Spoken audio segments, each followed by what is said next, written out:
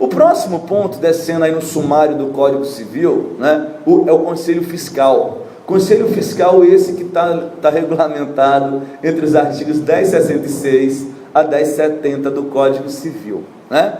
E aí, meus caros, eu diria, não só para a sociedade limitada, mas eu particularmente acho que para a questão de direito societário, né, para essa nossa prova de agora, um dos temas fortes, que não é novidade, eu penso que seja o Conselho Fiscal, né? Porque é um dos órgãos importantes que a sociedade limitada tem.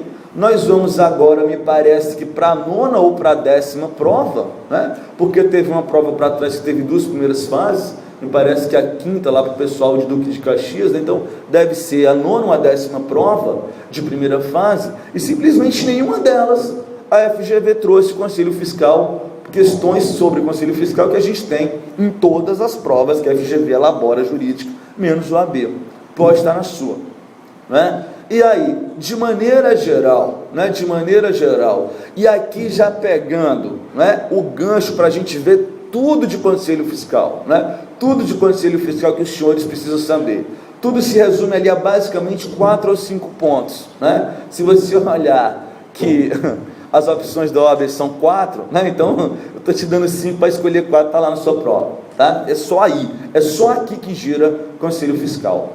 Primeiro, aonde é que tem, né? Onde é que você vai encontrar Conselho Fiscal regulamentado para as sociedades?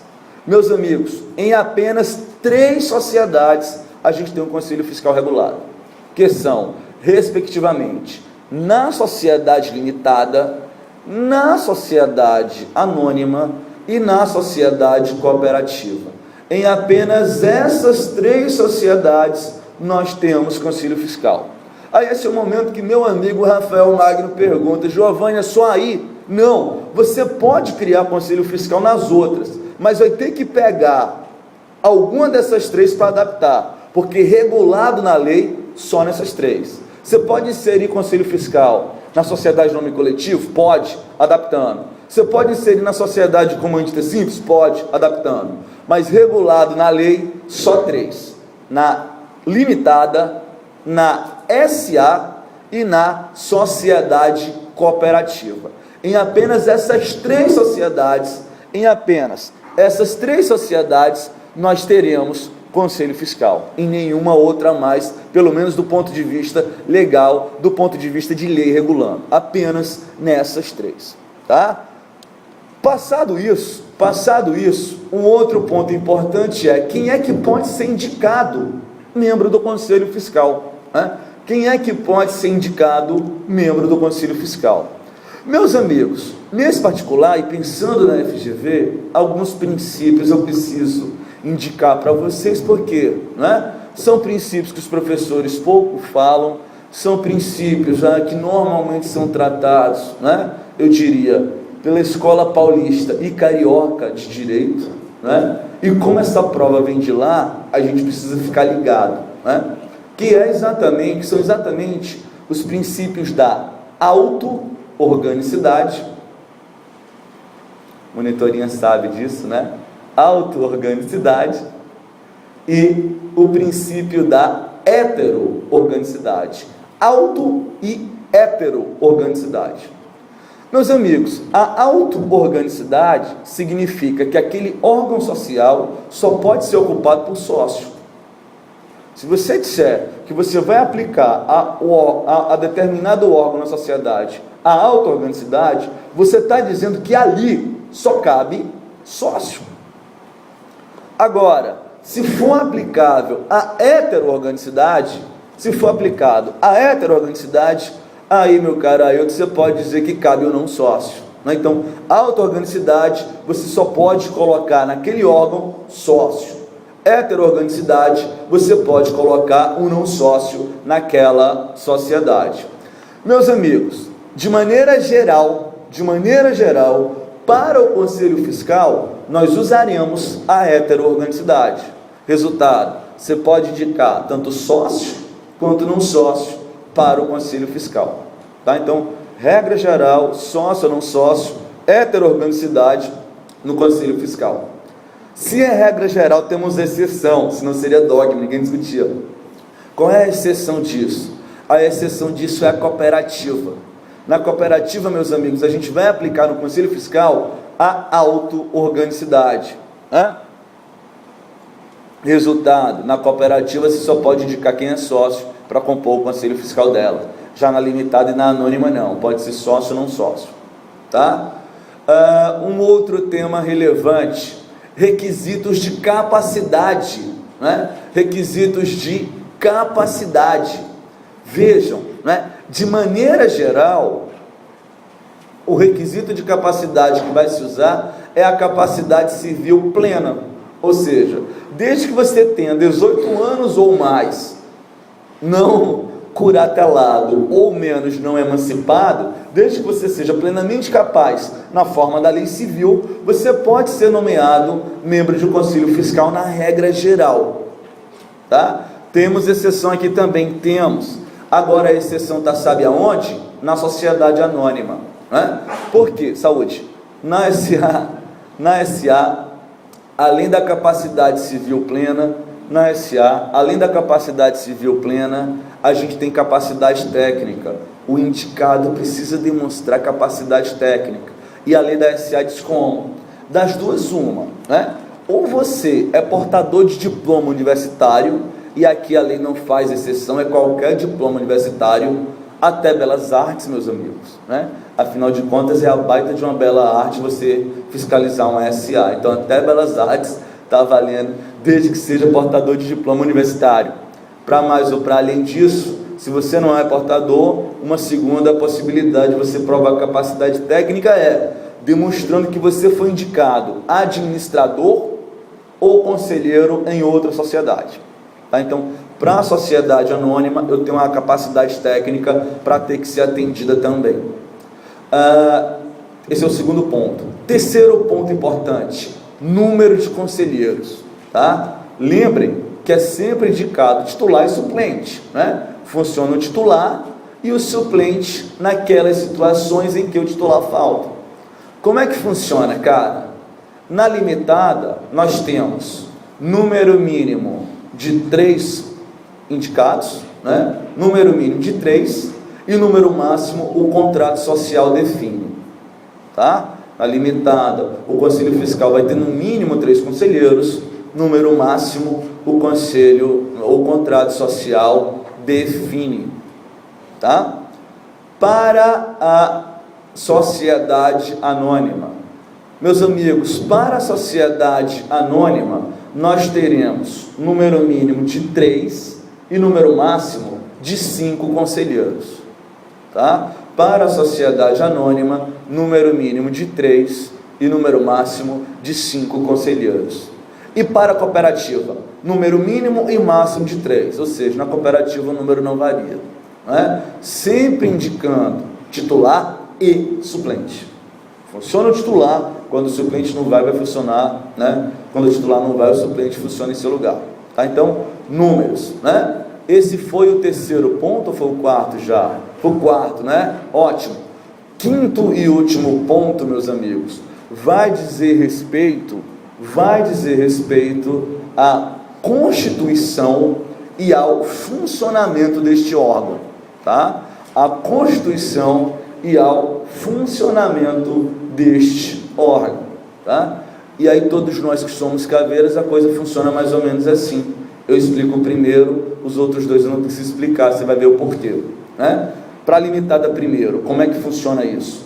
Na limitada, nós vamos dizer, o Conselho Fiscal é órgão facultativo de funcionamento facultativo. Ou seja, para a limitada, facultativo. Órgão facultativo de funcionamento facultativo. Quando a gente fala que órgão facultativo, nós estamos querendo dizer o quê? Nós estamos querendo dizer que eu não preciso trazer no contrato social o Conselho Fiscal. Não dá para a junta dizer, não vou te registrar porque você não tem Conselho Fiscal, não dá para fazer isso, porque é órgão facultativo. Para mais ou para além disso, trazendo ou não, o funcionamento dele também é facultativo, porque vai depender de deliberação de sócio. Se você entendeu isso, você entende agora os outros, Porque na SA, o Conselho Fiscal é órgão obrigatório de funcionamento facultativo, né? Ou seja, meu caro Ícaro, obrigatório porque ou você traz ou você não registra uma SA na junta comercial, tem que trazer, mas ele não precisa funcionar, vai funcionar em razão da vontade dos acionistas, tá? Então, enquanto para a cooperativa é facultativo, para SA é obrigatório facultativo, tá? Tem que trazer, mas não precisa funcionar. Na cooperativa, obrigatório, é órgão obrigatório, tem que trazer e é de funcionamento obrigatório. Ou ele funciona, ou simplesmente a cooperativa não consegue girar, tá? Fiquem espertos com isso, afinal de contas, como a gente falou agora há pouco, né? A única prova da FGV que ainda não apareceu o Conselho Fiscal em primeira fase foi na OAB, pode estar na sua, tá? Seguindo a linha da limitada, o próximo subitem do capítulo da limitada são as deliberações sociais, que vai estar nos artigos 1071 a 1080 do Código Civil. De maneira geral, o que é que os senhores, senhoras e senhoritas precisam saber? Velho, vê só, de maneira geral, na sociedade limitada, essas deliberações de sócio, elas poderão acontecer ora mediante assembleia, ora mediante reunião, tá? De cara, você precisa saber disso. Regra geral, as deliberações podem acontecer mediante assembleia ou mediante reunião. Porém, se na nossa sociedade limitada tiver mais de 10 sócios, e mais de 10 sócios significa 11 ou mais, né? Mais de 10 sócios, é obrigatória a realização de deliberação social mediante assembleia, tá? Pode ser assembleia ou reunião, mas se tiver mais de 10, 11 ou mais, vai ter que ser a assembleia. E aí qual é a diferença? O procedimento de assembleia, ele é mais solene, ele é mais formal, você tem que cumprir todas as formalidades prescritas na lei. Já a reunião não, quando a sociedade opta pela reunião no contrato social, ela pode no contrato social, por assim dizer, desburocratizar, informalizar um pouco as deliberações sociais, tá? Então, essa é a fundamental diferença entre a assembleia que está regulada na lei e a reunião que pode vir a ser regulamentada no contrato social, com detalhe relevante e digno de nota, de que naquilo que o contrato social não regular, a gente vai usar as regras da assembleia como regra supletiva para a reunião, tá? Meus amigos, é possível, entretanto, né, e isso é importante de ser dito também, né, é possível, entretanto, essa assembleia ou essa reunião, na regra geral, vir a ser dispensada, desde que a gente tenha um instrumento já escrito, assinado pela unanimidade dos sócios. Ou seja, imaginemos que todos nós aqui sejamos sócios de uma mesma sociedade limitada. Como estamos em número maior do que 10, necessariamente essa deliberação deveria acontecer mediante assembleia. Só que nós poderíamos dispensar a nossa assembleia, desde que, com um instrumento por escrito, todos nós assinássemos aquilo que, evidentemente, deveria ser objeto de deliberação. Portanto, é possível que você dispense a assembleia ou a reunião, se você tiver um instrumento escrito, assinado pela unanimidade dos sócios. Bom, como a reunião está regulada no contrato, né, o que interessa a gente compreender valendo é como é que funciona a assembleia. E aí, cara, de maneira geral, um ponto importante da gente compreender é exatamente a convocação. Veja, para a gente convocar uma assembleia, é preciso que seja publicado um determinado edital esse que deve publicado aí na imprensa oficial, no jornal de grande circulação. O que interessa para a sua prova é você saber a formalidade, né? Qual é a formalidade? Nesse edital ele vai estar dizendo já tudo, data, hora, local, etc, etc, etc. E aí, o que acontece? Esse edital, ele precisa ser publicado por 3 vezes em dias alternativos, né? Tem que fazer 3 vezes essa publicação. E aí, da primeira publicação para a primeira convocação, nós vamos ter um prazo mínimo de 8 dias. Esses prazos têm que estar definidos no edital. Tá? Então, o edital já vai dar os prazos das convocações. O que você precisa compreender? Do primeiro publicação para a primeira convocação, prazo mínimo de 8 dias. Da primeira para a segunda, prazo mínimo de 5. Tá? Na primeira convocação, meus amigos, para a Assembleia se instalar, é preciso que estejam presentes sócios que representem pelo menos 3/4 do capital social. Tá? Na segunda convocação, em qualquer número. Então, publicação digital por 3 vezes, da primeira publicação para a primeira convocação, prazo mínimo de 8 dias, da primeira convocação para a segunda convocação, prazo mínimo de 5 dias. Na primeira, a Assembleia se instala com 3/4 do capital social presente, na segunda, por qualquer número. Tá? Bom, quem é que vota em Assembleia? Cara, se é Assembleia de sócios, né, sejamos óbvios, quem vai votar é sócio, né? Porém, muitas vezes esse sócio ele pode não querer se fazer presente ou não poder se fazer presente. Nessas situações, é possível ser realizado o voto por procuração. E aí, é importante que os senhores, senhoras e senhoritas saibam que, na limitada, primeiro, essa procuração não precisa ter prazo, portanto, ela não precisa ser renovada, prorrogada, ou coisa que o valha, ela não tem prazo, não precisa ter prazo. E segundo, na limitada, nós só poderemos passar a procuração para outro sócio ou para nós, advogado, né? Já que daqueles que exercem, né, profissões ligadas à área gerencial de empresa, nós somos os únicos que temos, né, o dever de sigilo, enquanto o dever de ética passivo de sanção até com exclusão dos quadros da ordem. Tá? Então, na limitada, a procuração só pode passar para quem é sócio ou para advogado. Beleza com isso? Meus amigos, indo na sequência, outro ponto importante, né, o penúltimo ponto da sociedade limitada que vale a pena mencionar, é exatamente a questão relativa ao aumento e à redução do capital social, né? O aumento e a redução do capital social vai estar entre os artigos 1081 e 1084 do Código Civil. Aquilo que eu lembro eu estou dizendo, né? Aquilo que eu lembro eu estou dizendo, tá? 1081 a 1084 do Código Civil. Meus amigos, precisa que a gente compreenda o que precisa acontecer para aumentar, o que precisa acontecer para reduzir, né? Veja, para que a gente possa aumentar o capital social na limitada, é preciso primeiro que o capital social inicial esteja integralizado, esteja completamente pago.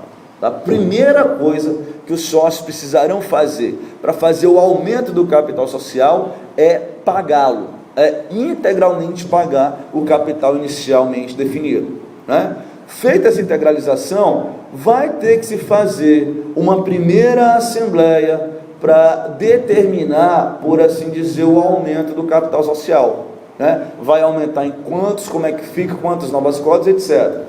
Desta primeira assembleia, os sócios, de maneira geral, têm o direito de preferência na aquisição das novas cotas pelo prazo de 30 dias. Tá? Então, integralizou, vai ter que fazer uma primeira assembleia para determinar o aumento. Dessa assembleia, 30 dias, os sócios têm o direito de preferência para adquirir essas cotas. E aí, meu amigo, aí tu pergunta, como é que é essa preferência, Giovanni? Nos termos do que os sócios já participam. Se você tem 20% do capital social, você tem o direito, nesses 30 dias, de adquirir 20% das novas cotas. Passado esse prazo, aí você abre, né, para qualquer sócio, ou para depender até do caso concreto, para quem ainda, naquele momento, não é sócio adquirir. Depois que o aumento do capital social, que as novas cotas forem completamente adquiridas, a gente vai fazer uma nova assembleia, né, Agora, para aprovar o aumento feito, o novo capital social, o novo sócios, a partir da qual se elabora um aditivo para levar para a junta comercial. Então, é mais ou menos esses 4 ou 5 passos que a gente precisa compreender e que está narrado lá no artigo 1081, como é que você faz aumento do capital social, tá? Como é que você faz aumento do capital social? E aí a brincadeira funciona mais ou menos assim, cara, né? Provas, temporada sim, temporada não, temporada sim, temporada não. Na questão de limitado, eu tenho algo sobre capital social, né? E aí, olha que curioso, há 3 temporadas atrás, né? Aliás, há 4 temporadas atrás, nós tivemos uma questão de capital social numa primeira fase. Há 2 temporadas atrás, nós tivemos uma questão de capital social numa segunda fase. Na prova passada, ninguém teve na primeira e na segunda. De repente aparece na sua. Fique esperto com 1081 do Código Civil, tá? E não, né? Eu não tenho uma prova. É só questão de estatística mesmo, né? Tranquilo. Redução do capital social. Meus amigos, a lei regulamenta 2 possibilidades de redução do capital social a partir da deliberação dos sócios, né? 2. Primeiro, quando a gente estiver diante das chamadas perdas irreparáveis, né? Quando a gente estiver diante das chamadas perdas irreparáveis, né? E de outro lado, quando a gente estiver diante do chamado capital social excessivo, né? O que são as chamadas perdas irreparáveis? Imagine exatamente isso. Você está diante de um determinado, né, de uma determinada sociedade em que ela teve uma sequência de prejuízos. Prejuízo. Aí o patrimônio dela dá uma estabilizada num valor abaixo do valor do capital social. Com os lucros seguintes, ela não consegue retomar o valor mínimo do capital social que ela tem, né? Como a gente sabe, não dá para a gente distribuir, não é, lucros em prejuízo do capital social, ou seja, quando o valor do patrimônio está inferior ao capital social. Daí que, nessa situação, é possível que os sócios venham a deliberar para fazer a redução do capital social. E aí, é importante que os senhores saibam que, para você reduzir o capital social diante de perdas irreparáveis, eu preciso da integralização do capital social, tá? De outro lado, a gente está diante do capital social excessivo. É aquilo, monta uma sociedade com Bárbara, o capital social definido no contrato é de 100 mil reais. A partir do momento que a gente paga 30 mil, essa sociedade já começa a funcionar, bicho, gerando lucro. Se ela já está gerando lucro com 30, não tem por que eu ter que pagar 100 mil reais para a sociedade. Demonstrado aí o capital social excessivo, podendo, portanto, reduzir o capital social. Nessa hipótese, meus amigos, do capital social excessivo, né? Nessa hipótese do capital social excessivo, é possível, né, ao fazer a redução do capital social, os credores, eles têm a possibilidade de virem a impugnar aí essa diminuição do capital social, desde que o façam no prazo de até 90 dias, tá? E de resto, cara, por final, o outro grande tema que a sociedade limitada apresenta em nível de OAB diz respeito à saída de sócio. E aí é fundamental vocês compreenderem que para a sociedade limitada, né, especificamente para ela, a gente tem 2 dispositivos que vão regular a sua saída, né? O 1030, que você aplica para toda e qualquer sociedade, e o 1085, que é específico para a limitada. No 1030, a gente tem a exclusão de sócio na via judicial. E aí é importante vocês compreenderem o quê? Que na via judicial, tanto a maioria pode excluir a minoria, quanto a minoria pode excluir a maioria. Veja, né, quem tiver com os vademecums aí aberto, né, que no 1030 do Código Civil ele diz que vai poder excluir, né, a maioria numérica dos demais sócios, pode excluir um sócio que dê motivação para tanto, falta grave no cumprimento das suas obrigações. Note que ele não está falando no 1030 e capital social. Por isso que a gente pode dizer que é possível na sociedade, né, é possível na exclusão judicial, tanto a maioria exclui a minoria, quanto a minoria exclui a minoria. E esse é um tema comum de sociedade limitada, hein? Como é que você exclui? Na sociedade limitada, o sócio majoritário. Na via judicial é possível, tá? Na via judicial é possível, desde que a maioria numérica dos demais sócios queiram, e esse cara, evidentemente, tenha dado causa, tenha dado motivação para os sócios quererem excluí-lo. Além disso, para a sociedade limitada, a gente tem o 1085, que regula de maneira específica a exclusão extrajudicial de sócios. Meus amigos, vejam, trata-se da única sociedade em que a lei admite extrajudicialmente, meu caro Ícaro, portanto, por um mero aditivo, você fazer exclusão de sócio. Para isso, o 1085 apresenta alguns requisitos. Primeiro, só dá para excluir minoritário, ou seja, na exclusão extrajudicial, apenas a maioria exclui a minoria. Não dá para a minoria excluir a maioria, tá? Além disso, é preciso que o contrato social seja expresso, no sentido de dizer o quê? No sentido de mencionar a possibilidade do sócio ser excluído, senão não tem como fazer a exclusão extrajudicial. E além disso, o parágrafo único do 1085 condiciona a exclusão à necessidade da convocação de uma assembleia específica para deliberar apenas a exclusão de sócios. Beleza, meus caros? Esses, eu diria, são os grandes temas aí de sociedade limitada, que, enfim, vale a pena a gente se demorar por ele, porque é o grande carro-chefe do direito empresarial. Vale a pena, primeira missão do dia, 10h52 a 10h87, todo dia de manhã, até a véspera da prova, você vai ver se esses dispositivos não te dão entre 3 e 4 questões da sua prova, tá?